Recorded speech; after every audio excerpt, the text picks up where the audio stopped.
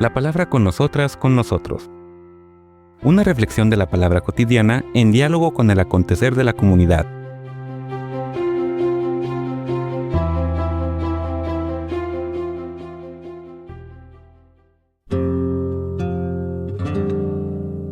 Hola, buenos días. Bienvenidas, bienvenidos a la palabra con nosotras, con nosotros. Vamos a seguir en esta descripción de la vida cristiana que nos hace el capítulo 2 de la carta de Pablo a los Colosenses.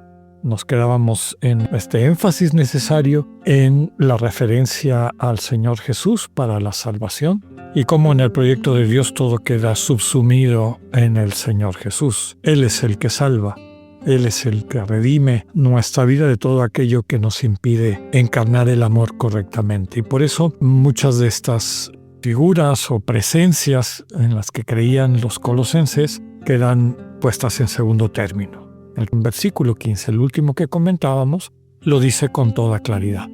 Despojó a los principados y potestades y los humilló. Bien, entonces, básicamente para el creyente, la centralidad de Jesús le permite vivir en medio del mundo con mucha libertad, sin ingenuidad, pero sí con libertad de muchos de estos referentes que a veces la gente utiliza para controlar las conciencias de quienes les rodean. Vamos ahora al siguiente párrafo, versículos 16 al 17, donde sigue subrayando esto.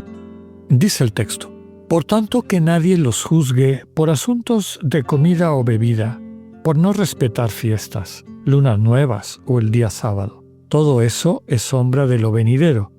La realidad es la persona de Cristo. Palabra de Dios. Vuelve a quedar clara esta libertad del creyente, del cristiano, con respecto a algunas de estas prácticas o, digamos, situaciones más de tipo cultural. Ya hemos dicho en varias ocasiones que se pueden utilizar también como métodos de control a través del temor o de sentir que no eres parte del grupo de los perfectos, etc. Esta visión finalmente de la vida espiritual y cristiana, con base en una serie de preceptos o de órdenes que hay que cumplir y en ocasiones rituales que parecen irracionales en más de alguna cosa, pero que cuando tienen la presión social, esta especie de acuerdos sociales para subrayar que es algo fundamental, importante, exigible a la persona, pues tienen mucho peso.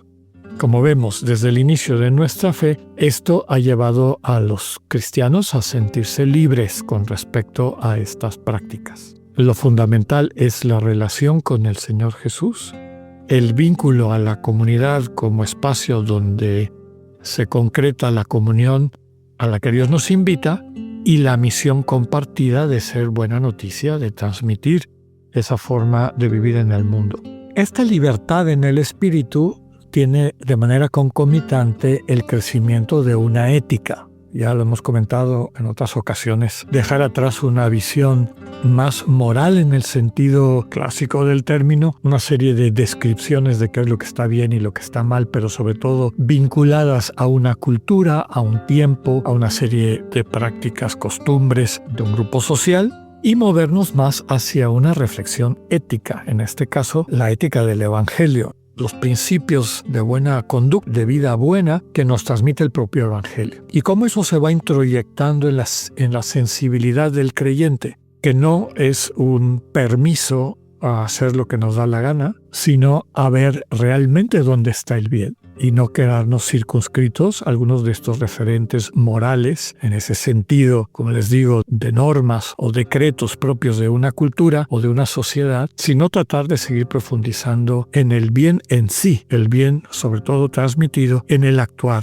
del Señor Jesús, modelado por el Jesús de los Evangelios. Por tanto, queda puesto en segundo término estas cuestiones de comida o bebida, o respetar las fiestas, como dice aquí, lunas nuevas, el día sábado, elementos que tenían como sumamente importante algunos de estos colectivos con los cuales siempre polemizó Pablo para subrayar en qué consistía la fidelidad para un cristiano, centrada sobre todo en el amor, en el servicio, en la humildad, en la entrega gozosa de los dones y talentos que Dios nos ha dado para construir una mejor sociedad, etc. Y que eso tiene más peso que muchas de estas otras cosas, parafernalia, que pueden servir en algún momento, pero siempre están en segundo lugar. El primer lugar es esta sensibilidad del amor divino, del amor de agape, del que está dispuesto a entregar su vida para que otros tengan vida. Por eso lo dice en el versículo 17 que ya leíamos. Todas estas prácticas son sombra de lo venidero. La realidad es la persona de Cristo. Otra vez este punto, este tema, este referente tan importante para toda la tradición paulina, la famosa memoria del Señor Jesús. No de las versiones de Jesús que ya habían empezado en ocasiones a corromperse en esa época. Recordemos el Jesús gnóstico, que parece más un mago y que utiliza el poder a la manera del príncipe de este mundo, sino el Jesús de los evangelios. Recordar cómo fue Jesús de Nazaret, cómo fue su vida pública, cuáles fueron sus prioridades, el centro de su mensaje, su quehacer.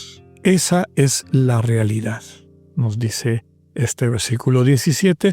Eso es lo que nos hace cristianos, todo lo demás son sombras, son relativos. Vamos a leer ahora los últimos versículos de este bloque del 18 al 19, que dicen lo siguiente. No dejen que los condenen esos que se hacen pasar por muy humildes y que dan culto a los ángeles, que pretenden tener visiones y que se hinchan de orgullo a causa de sus pensamientos humanos, en vez de unirse a la cabeza, de la cual todo es el cuerpo. A través de articulaciones y ligamentos, recibe sustento y cohesión y crece conforme al plan de Dios. Palabra de Dios. Nuevamente lo que ya comentábamos. Termina de redondear en qué consiste la vida cristiana en esta serie de rituales y prácticas fácilmente manipulables, sino en el desarrollo de una sensibilidad, digamos, de una solidaridad fundamental, aprendida del encuentro con el resucitado, modelada por nuestro conocimiento interno, diría San Ignacio, del Señor resucitado, y que deja a un lado todo lo demás. Y por eso dice, no se dejen condenar, o sea, que no les inquieten quienes se hacen pasar por muy humildes, esos que dan culto a ángeles, que pretenden tener visiones, que se llenan de orgullo. Cada vez que hay este tipo de síntomas, diría Pablo, de estas obras de la carne, quiere decir que ahí Dios no está presente, más allá del discurso, del rollo, de lo que se ve superficialmente. Y aquí el problema es que en vez de unirse a la cabeza, es decir, al Señor Jesús, al Jesús de los evangelios, no al Jesús de todas estas otras versiones que se fueron elaborando después. Me gusta decir al Jesús de las estampitas devotas, que nos lo presentan muy diferente del Jesús que nos comparten los evangelios o que emerge de nuestra meditación evangélica. Si no nos unimos a la cabeza, pues quedamos fuera de este dinamismo del reino. La cabeza y el cuerpo también subraya. El cuerpo, que es este cuerpo vivo de Cristo, la asamblea, la eclesía, es la que mantiene juntas a través de articulaciones y ligamentos, dando sustento y cohesión a toda la comunidad. Mañana seguiremos comentando este capítulo 2 hasta terminar. Que tengan un buen día, Dios con ustedes.